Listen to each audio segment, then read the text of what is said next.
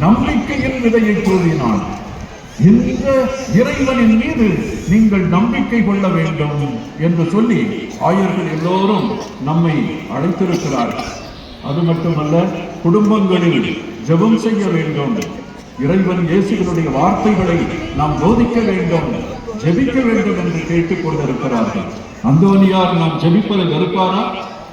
அந்தோனியார் நாம் எல்லோரும் ஜெபிக்க வேண்டும் என்று அவர் ஆசைப்படுவார். இங்கே மாலை ஆராதனையை நீங்கள் பார்த்துக் கொண்டிருக்கிறீர்கள் அல்லது கேட்டுக் கொண்டிருக்கிறீர்கள்.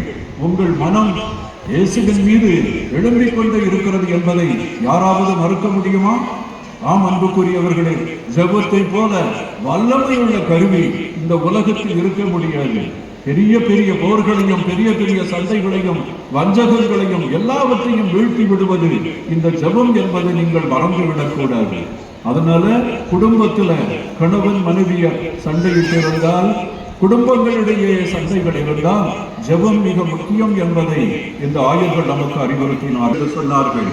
இவ்வாறாக ஒவ்வொன்றாக அவர்கள் சொல்லிக் கொண்டிருக்கின்ற இந்த வேளையிலே நாம் நம்மை பற்றி புனித அந்தோனியாருடைய வாழ்வில் நிகழ்ந்ததை பற்றியும் இயேசுவை பற்றிய மறையுரைகள் மறையுரையாக இருக்கக்கூடாது, வெறும் வார்த்தைகளாக இருக்கக்கூடாது, அது உங்கள் அனுபவமாக இருக்க வேண்டும்.